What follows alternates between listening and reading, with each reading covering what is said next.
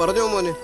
ആ പക്ഷേ നിങ്ങൾ പറഞ്ഞ എമൗണ്ടിന് തന്നെ തരാം. നാളെ തന്നെ നമുക്ക് എഗ്രിമെന്റ് വെക്കാം. എന്റെ കൊച്ചനെ, എനിക്ക് ഒട്ടും താല്പര്യമില്ലാത്ത സെറ്റപ്പാ. പക്ഷെ കൊച്ചനൊരു കാര്യം പറയുമ്പം ഞാനൊരു 5 രൂപ അങ്ങ് കുറയ്ക്കും. ആ എന്നാ പിന്നെ ഒരു കാര്യം ചെയ്യാം. ആലീസ് കാലത്ത് 8 മണിക്കുള്ള ഫ്ലൈറ്റിൽ ഇങ്ങനെ ലാൻഡ് ചെയ്യും. ആര്? ആലീസ്, എന്റെ ഭാര്യ. അവളെയും പിക്കപ്പ് ചെയ്ത് വരുമ്പം ഒരു 9:30-10 മണി. അന്നേരം തന്നെ അഡ്വാൻസ് തന്ന് കരാർ എഴുതാം. അപ്പൊ ശരി, എല്ലാം പറഞ്ഞ പോലെ തന്നെ. എനിക്കെന്തോ ഇവിടെ വിട്ടു പോവാൻ. ജീവിതത്തിലെ ഏറ്റവും ഇമ്പോർട്ടൻ്റ് മനസ്സമാധാനം. നമുക്കിവിടെ ദൂരെ എവിടെയെങ്കിലും പോവാം, സെറ്റിലാവാം.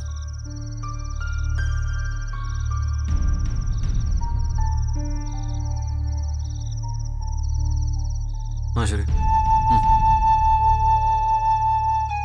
നാളെ രാവിലെ തന്നെ ആള് വരും പ്ലാവ് മുറിക്കാൻ.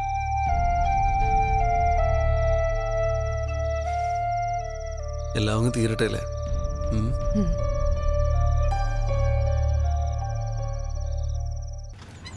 പള്ളി തുറക്കേട്ടാ. ആ ഇതെന്നാന്ന് തോന്നടേ.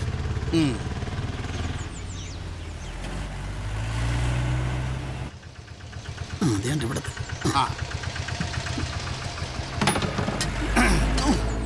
ഈ കയറൊക്കെ ഇങ്ങനെയാണെന്നുള്ളത് ഒതുക്കി കെട്ടി വെച്ചുകൂടാ ഇവിടെ. എന്നാ പിടി. ഡെയിലി ഇങ്ങനെ പണിയെടുത്ത് ഞാനിപ്പോ ബംഗാളിയാണോ മലയാളിയാണോ എന്നൊരു സംശയം. ബംഗാളിക്ക് എന്തായാലും ആശാന്റെ കളർ കിട്ടത്തില്ല സാറേ. സൂക്ഷിച്ചു, അല്ല ഇന്ന് അടുത്ത കാലൊടിയും. ആറേ ആറേ, ഇവിടെ ആരും ഇല്ലേ? ഇതൊന്ന് പിടിയടാ. നീ അങ്ങോട്ട് നോക്കിക്കാതെ ഇങ്ങോട്ട് നോക്കടാ. നീ മേലോട്ട് കയറ്. ആ ഇനി കുന്തപ്പിടിച്ചാൽ ഇവിടെ നിൽക്ക്, പടയാളി നിൽക്കുന്ന പോലെ. ഇതിവിടെ വെച്ചിട്ട് ബാക്കി സാധനം പഠിച്ചിട്ട് വരാം. ഒരു കാര്യവും ചെയ്യത്തില്ല. സാധനം അകത്തന്നെ എടുത്തോളൂ. ചക്ക കൊല കുത്തിക്കിടക്കും, മുറിക്കാൻ തോന്നുന്നു. ഉള്ളവനങ്ങ് മലമറിച്ച് കായ്ച്ചു കൊടുക്കും. നമുക്കാണെങ്കിലോ സാറൊന്നും വിചാരിക്കല്ലേ. ഞാൻ ഇങ്ങോട്ട് വരാൻ ഇറങ്ങിയപ്പോഴാണ് ഒരു കോള് വന്നത്. അമ്മൂമ്മയ്ക്ക് സുഖമില്ലെന്നും പറഞ്ഞു. അല്ല അമ്മൂമ്മയ്ക്ക് സുഖമില്ലെന്നും പറഞ്ഞു. ഉറങ്ങുന്ന പോലെ ഇടക്കോ ഏതാണ്ട് അസുഖമാണെന്ന് പറഞ്ഞ് പെണ്ണുമ്പിള്ള ഭയങ്കര കരച്ചിൽ. ഞാൻ പിന്നെ അവിടെ ചെന്ന് നോക്കിയിട്ട് ഞാൻ പറഞ്ഞു ഇത് അസുഖമൊന്നുമല്ല, മരിച്ചു പോയതാന്ന് പറഞ്ഞു. പിന്നെ അതിന്റെ മാവ് വെട്ടും. നിങ്ങൾ വാചോടിച്ചോടിക്കാതെ പെട്ടെന്ന് കയറി മുറിക്കാൻ നോക്ക്. ഞങ്ങൾ ഇവിടെ സാറേ നിൽക്കുന്നത്. ഇങ്ങോട്ട് പറഞ്ഞ പോലെ ഒരൊറ്റ കൊമ്പോല വീഴത്തില്ല. ഒരു പ്ലാവിലെ പോലെ അപ്പുറത്ത് വീഴരുത്. ദൈവമേ, ഒരു ചെറിയ പ്രാർത്ഥന. ആചാരം വന്നേ, ഒരു വീടിനെയാണ് ഞാൻ നശിപ്പിക്കുന്നത്. ഈ അണ്ണാനെ കിളികള് ഓന്തിന്റെ ഒക്കെ ശാപം കിട്ടിക്കഴിഞ്ഞാല് ഭയങ്കര ശാപമാണ്. അപ്പൊ ഞാൻ മുറിച്ചോട്ടെ? വേണ്ട, മരം വെട്ടണ്ട. ഇതിപ്പോ ആരുടെ പ്ലാവ്? നിങ്ങളതങ്ങ് മുറിക്കും. മരം മുറിക്കണ്ട, ഞങ്ങൾ ഇവിടെ വിട്ട് പോകും.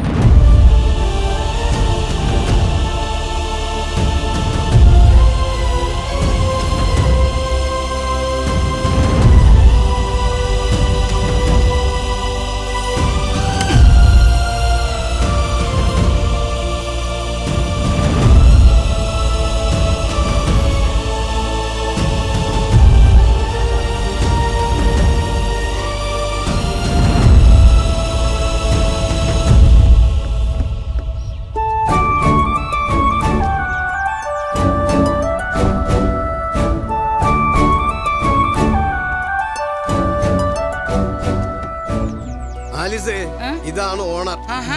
ഈ കൊച്ചിനെ കണ്ട നമ്മുടെ കാഞ്ഞിരപ്പള്ളിയിലെ ശോശാമ്മയുടെ ഇളയ മോനെ പോലെ ഉണ്ടല്ലയോ? എന്തുവാ അവന്റെ പേര്? നീ ഇവിടെ ചുമ്മാ ഭാഗത്തോട്ടിരുന്ന് സംസാരിക്കും. വേണ്ട സാർ, ഇവിടെ മതി. എന്നാ പിന്നെ അഡ്വാൻസ് അങ്ങ് കൊടുത്താട്ടെ. നല്ല പൊലിക്കുന്ന കയ്യാ. അയ്യോ ചേച്ചി, അയ്യോടി, എത്ര നാളായി കണ്ടിട്ട്. എനിക്ക് ഒരുപാട് കാര്യങ്ങൾ നിന്നോട് പറയാനുണ്ടടി. പിന്നെ പറയാം. അഡ്വാൻസ് കൊടുക്കട്ടെ. മോളെ കിഴക്കോട്ട് തിരിഞ്ഞില്ലേ മോളെ?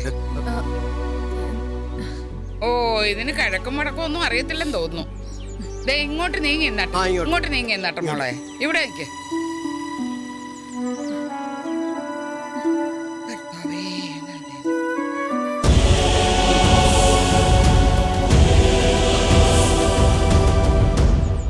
ഈശോ, ഈ കൊച്ചാണ്ട കരയുന്നു. വാങ്ങിക്ക്. പിന്നെ ഞാൻ കൊടുത്തിട്ട് വേണ്ടേ മേടിക്കാൻ? കരഞ്ഞോണ്ടാണോ കാശ് വാങ്ങിക്കുന്നേ? ഇതിപ്പോ ഗതികെട്ടുള്ള വിൽപ്പനയല്ലയോ? അതാ കണ്ണു നിറഞ്ഞത്. എനിക്കറിയാം ഇത് നേരെ ചൊവ്വയുള്ള ഇടപാടല്ല, ഇല്ലയോ? എന്റെ കർത്താവേ, 10-30 കൊല്ലം താങ്ങും തണലുമായിട്ട് നിന്ന് ഈ മിണ്ടാപ്രാണിയെ വെട്ടാൻ പോന്നോ? എന്റെ പൊന്നുമക്കളെ, ഇതൊക്കെ കണ്ട ചേട്ടത്തിക്ക് വിഷമ. അതുകൊണ്ടാ മരമായാലും ശരി, വീട്ടിൽ വളർത്തുന്ന പട്ടിയും പൂച്ച ആയാലും ശരി, എനിക്ക് സ്വന്തം മക്കളെ പോലെയാ. നമുക്ക് 3 മക്കൾ വേറെ ഇല്ലേ? ഇത് വീട്, എന്നിട്ട് അതങ്ങോട്ട് കൊടുക്കും. ഓ, ഇതാകെ മൊത്തം ശകനപ്പഴയാ. ഇവിടെ വെട്ടല്, അവിടെ കരച്ചില്, ശരിയാവും തോന്നുന്നില്ല. ഈ മരക്കൊമ്പ് ചാഞ്ഞ കാരണമാണ് നമുക്ക് ഈ വില്ല കിട്ടിയത്. വഴക്കും ബഹളും ഒക്കെ ആയി. പിടിച്ചപ്പോ ഞാൻ പറഞ്ഞില്ലായിരുന്നു? ഓ, അതാന്നോ? ഓ, ഇനിയിപ്പോ അതും പറഞ്ഞോണ്ട് ചൈൻ ചെയ്യില്ലേ. എടാ കൊച്ചനെ, ഈ 1.5 ചാൻ മരക്കൊമ്പേല ഈ 2 വീട്ടുകാരുടെ അഭിമാനം കൂടി കൊള്ളുന്നു. ഇനിയിപ്പൊ ചുമ്മാ തരാമെന്ന് പറഞ്ഞാലും ഈ വീട് എനിക്ക് വേണ്ട. താമസിക്കുന്നവരുടെ മനസ്സാ വീടിനെ കെട്ടതും നല്ലതുമാക്കുന്നത്. എന്റെ പൊന്നു ചേച്ചി, ഈ എസ് എന്ന് പറഞ്ഞു തീർത്താൻ ഈ മരം വെട്ടി ചായ്ക്കാൻ. അയ്യോ, പണ്ടവർ ഒറ്റ വീട്ടിലായിരുന്നു താമസം. അന്ന് അവിടെ ചെടിയും മരവും ഒന്നും ഉണ്ടായിരുന്നില്ല. കാണും, അതേ നിലയും വീണിട്ടുണ്ടാവും. അതും ഒറ്റ വീട്. ഇവിടെ ഇപ്പൊ ഇടയ്ക്കൊരു മതില് വന്നു, അതിരും വന്നു. എടോ, താൻ ക്രിസ്ത്യാനിയാണോ? ചേച്ചി ഇതുവരെ ആയിരുന്നു, ഇനി അങ്ങോട്ട് എന്തുവാന്ന് എനിക്കറിയില്ല. വിശുദ്ധ വാക്യത്തിൽ എന്തുവാടോ പറയുന്നേ? എനിക്കറിയത്തില്ല. ചേച്ചി പറഞ്ഞു തരുന്നോ അതോ ഞാൻ വീട്ടിൽ പോയി ബൈബിൾ എടുത്തോണ്ട് വരണോ? വേണ്ട, ഞാൻ പറഞ്ഞു തരാം. നിലത്തിൽ പണിയുന്ന മതിലിനൊപ്പം നീ മനസ്സേലും മതിൽ കെട്ടുന്നു. അതോടെ നിന്റെ സഹോദരനായിരുന്നവൻ നിന്റെ അയൽക്കാരനായി മാറുന്നു. അന്ന് നീ അവന് വേണ്ടി ചാകാൻ നടക്കുന്നു, ഇന്ന് അവനെ കൊല്ലാൻ നടക്കുന്നു.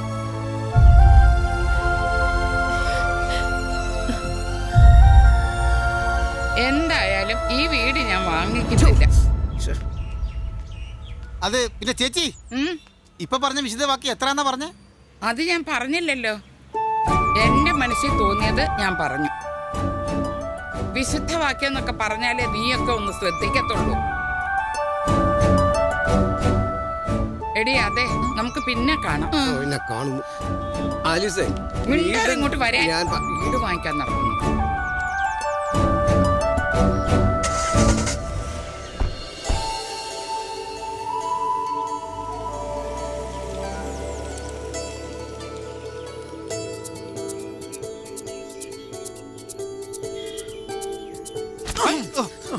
സത്യത്തിൽ കഥ എന്താന്ന് എനിക്ക് മനസ്സിലായില്ല. മനസ്സിലായില്ലയോ? നീ മേളി സിനിമ ആണോ വരുന്നടാ?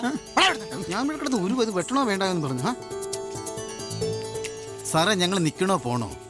അതിനും മുഖത്ത് നോക്കുവാണോ? ഒന്നും പറഞ്ഞ് രണ്ടാമത്തേനും മുഖത്ത് നോക്കുന്നു. ഇപ്പൊ ചിരിക്കുന്നു. എന്താ ഇത്?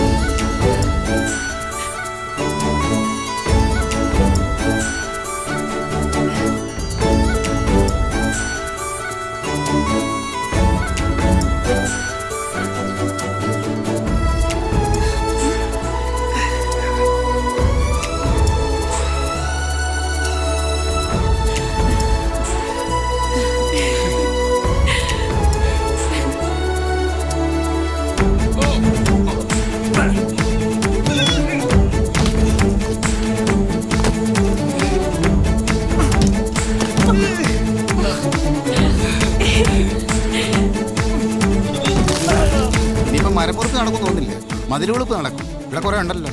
കൊട്ടേഷൻ പിടിക്കാം, പാ പോയേക്കാം.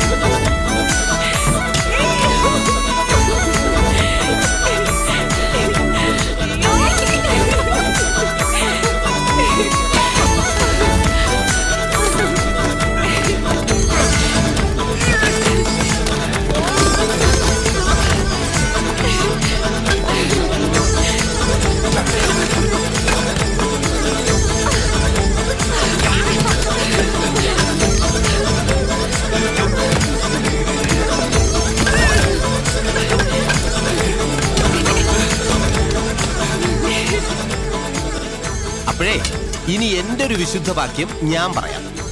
അസഹിഷ്ണുതയുടെ ഈ കാലത്ത് മനുഷ്യർക്കിടയിൽ, അത് വീടുകളായാലും ശരി, രാജ്യങ്ങളായാലും ശരി, മതിലുകളല്ല പാലങ്ങളാണ് പണിയേണ്ടത്. അല്പം സാഹിത്യം ചേർത്ത് പറഞ്ഞാൽ മനസ്സുകൾ തമ്മിലുള്ള പാലങ്ങൾ. അല്ല, ഞാനിതൊക്കെ പറഞ്ഞെന്നേ ഉള്ളൂ. പറയാൻ പാടില്ല, എന്നാലും പറയാം.